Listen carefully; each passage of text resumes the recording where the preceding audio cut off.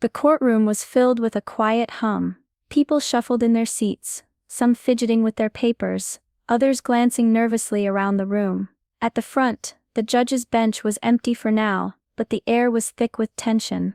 Katharine Ross sat quietly in the defendant's chair. She looked calm, but there was something in her eyes, a mix of nerves and determination. She had been through tough situations before, but today was different. Today her future rested on what happened in this very room. Her lawyer had briefed her on the trial, but Katharine couldn't stop thinking about the man who would be deciding her fate, the judge. The door to the courtroom opened with a soft creak, and everyone stood at once. The judge walked in, his robe trailing behind him. The room fell silent as he took his seat, his stern face scanning the crowd. Katharine could feel his eyes on her as he adjusted his glasses, ready to begin. The judge didn't waste any time. He cleared his throat and banged his gavel. "Order in the court," he called, his voice firm and authoritative. Katharine stayed still, her hands clasped tightly in her lap.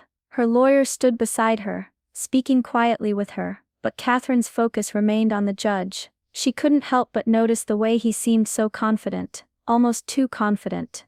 There was something about him, something that made her uneasy. It wasn't just his appearance, it was his attitude. He had a smugness about him, as though he already knew the outcome of the trial. Katharine knew she had to stay focused, she had to stay calm. This wasn't going to be easy, but she was ready. The judge wasted no time diving into the case. His voice echoed in the quiet courtroom, as he addressed Katharine. "So Miss Ross," he began, his tone dripping with sarcasm, "what brings you here today? Surely a woman of your statuses doesn't need to find herself in a courtroom." Katharine kept her eyes forward, trying to ignore the sting of his words. She wasn't here for his mockery, she was here for justice. But the judge wasn't finished. He leaned forward, clearly enjoying his little show. "Tell me, Miss Ross," he continued, "how does it feel to be in the spotlight for all the wrong reasons? I'd imagine you're used to being the center of attention. But this," he waved his hand around the courtroom, "this must be a bit of a shock for you." Katharine stayed calm, her breathing steady. She had learned a long time ago, not to let people like him get under her skin. She had been underestimated before, and she would not let it happen again. The judge's smug smile only grew. He leaned back in his chair, crossing his arms. "I suppose you thought you could just waltz in here, use a few fancy words, and charm your way out of this mess, huh?" he said, looking at her with a condescending smile. "Do you really think anyone here is buying that? Come on, Miss Ross, we all know the truth." The courtroom was still, but the air was thick with discomfort. The judge's voice grew louder, and his mockery didn't stop. Katharine could feel the eyes of the people in the room on her, but she didn't flinch. She had faced much worse in her life. He was just a man in a robe, and she wasn't going to let him intimidate her. "Is this how you handle every case, Your Honor?" Katharine's lawyer asked, standing up, mocking the defendant. The judge waved a hand dismissively. "I'm just making a point, counselor. Miss Ross needs to understand that she's not above this court, no matter who she thinks she is." He turned back to Katharine, his eyes narrowing. "Don't think your name or past will save you here. The law is the law." Katharine's heart beat faster, but she kept her face neutral. She could feel the weight of his words, but she wasn't about to let them take her down. She had been through too much to be knocked off course by a man who was too arrogant to see past his own ego. He paused for a moment, waiting for her to react, clearly expecting her to flinch, or respond with some kind of defense. But Katharine stayed silent. She knew that the less she gave him, the less power he would have over her. The judge's smile faltered, as the silence stretched between them. He hadn't expected her to be so calm.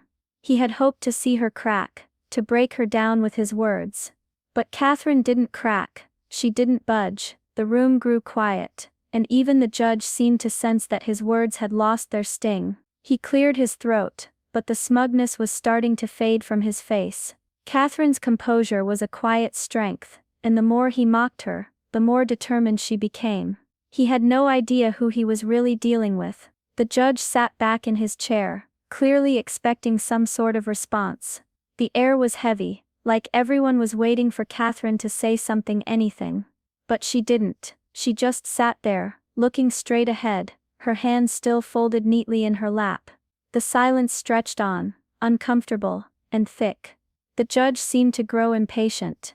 "Well, Miss Ross," he said, his voice dripping with sarcasm. "Are you just going to sit there? I'd love to know what you think about all this, or are you planning to just take whatever comes your way?" Katharine stood up suddenly, and the room seemed to hold its breath. The sharp sound of her chair scraping the floor was enough to make everyone in the courtroom pause. Katharine's lawyer looked up, confused, but Katharine's eyes stayed locked on the judge. "Actually, Judge," she began, her voice steady and clear, "there's something you don't know about me, something you should know." The judge raised an eyebrow, looking at her with a mix of disbelief and amusement. "Oh really?" he said, leaning forward. "And what might that be, Miss Ross? Are you going to tell me that you've been hiding some great secret? A hidden talent? A family heirloom?" "I'm all ears," but Katharine's face didn't change. She wasn't bothered by his mocking tone. She wasn't here for games. "I'm not just Katharine Ross," she said, her voice now cutting through the tension in the room. "I'm Katharine Ross, the daughter of Thomas Ross." The name dropped like a bombshell. The judge froze, his smug expression vanished in an instant. His eyes widened slightly as he blinked, trying to process what she had just said. The room seemed to hold its breath again, this time in shock. Katharine's words echoed in the silence, and for the first time since he'd entered the room, the judge looked unsure. "My father," Katharine continued, her voice growing stronger, "was one of the most well-respected figures in the legal world. He was known for his integrity, his fairness, and his unwavering commitment to justice." She paused, letting the words sink in.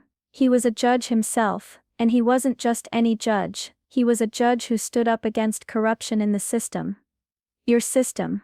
The judge's face was now pale. Katharine noticed his hands were trembling slightly, as he gripped the edge of his bench, trying to regain some sense of control.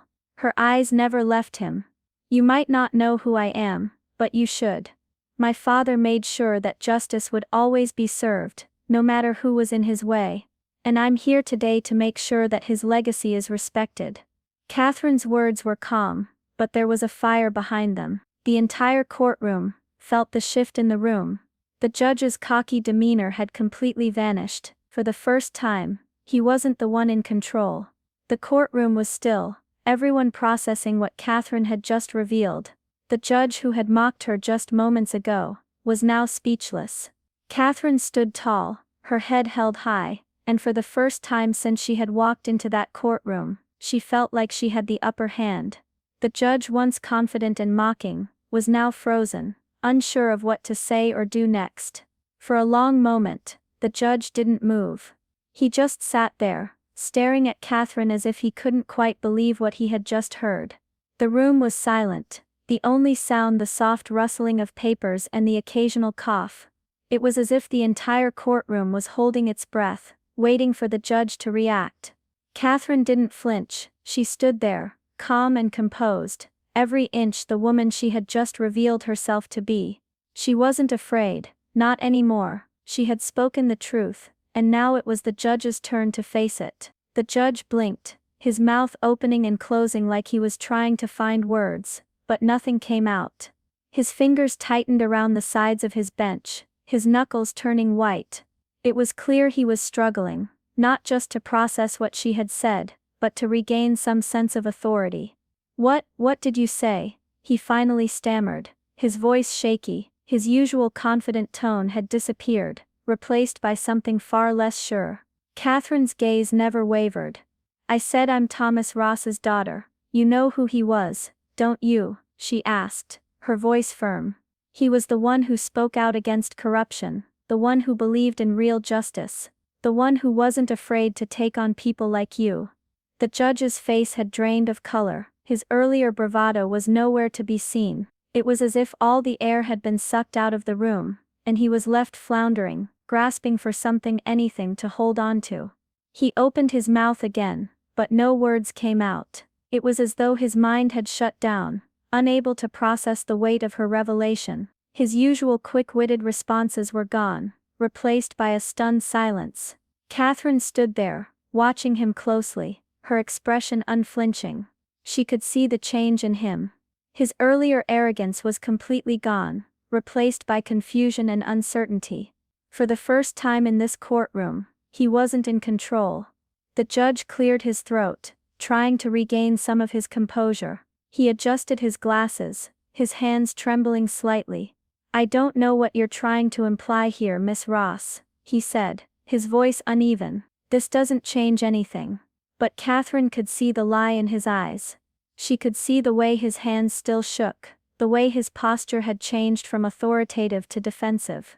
He was rattled, and he knew it.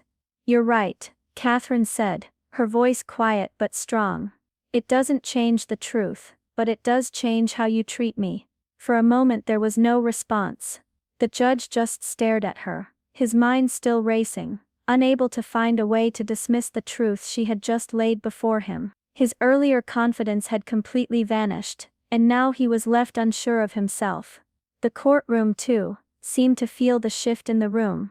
The power had shifted from the judge to Katharine, and it was as if the entire room was waiting for him to find his footing again. He tried again to speak, but this time his words came out in a stutter. I'll have to," he began, but stopped himself, his mind clearly racing.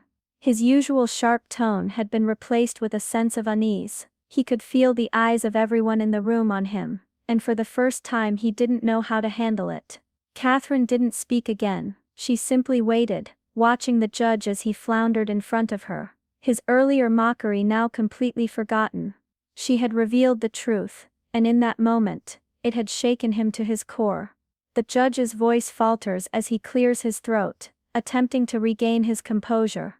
His earlier confidence has evaporated, replaced by a visible unease. He adjusts his robe and glances at the papers in front of him, but his hands tremble slightly. The courtroom, once filled with the weight of his authority, now feels charged with a new energy, one that Katharine Ross has brought to the forefront. Katharine remains standing, her posture unwavering. Her calm demeanor is a stark contrast to the judge's flustered state. She doesn't gloat or smirk, instead she exudes a quiet strength that commands attention. The room is silent, save for the faint rustle of papers and the occasional cough from the gallery. Everyone is waiting to see how the judge will respond to this unexpected turn of events.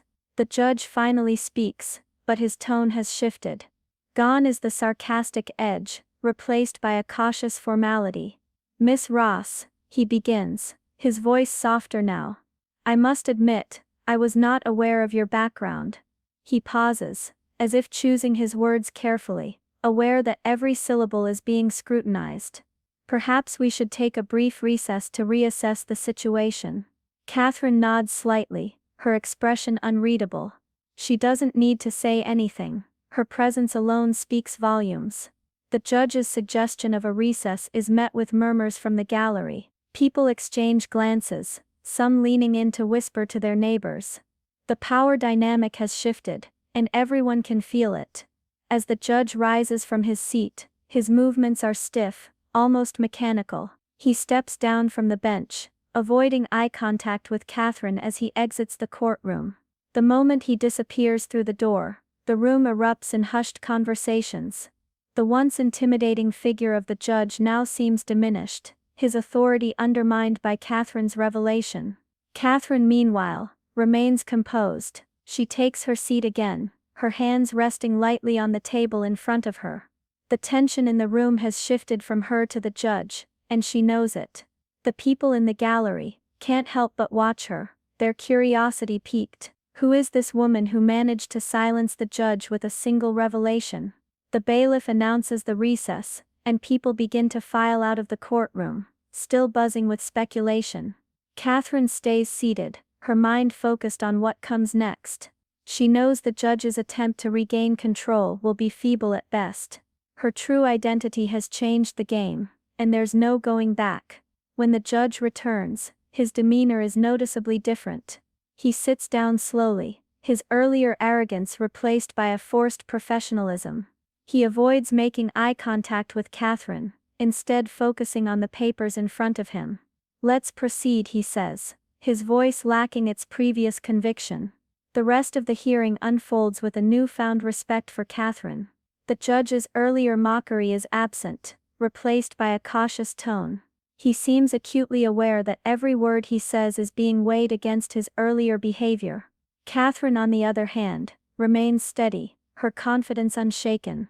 As the hearing concludes, the judge delivers his ruling in a measured tone, careful not to provoke any further tension. The room remains silent as he speaks, the weight of Katharine's revelation still lingering in the air. When he finally adjourns the court, there's a palpable sense of relief and respect for Katharine. The scene ends with Katharine exiting the courtroom, her head held high.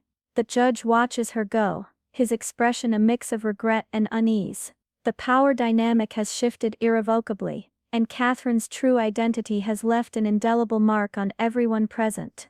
The judge may have mocked her, but in the end, it was Katharine who held the upper hand.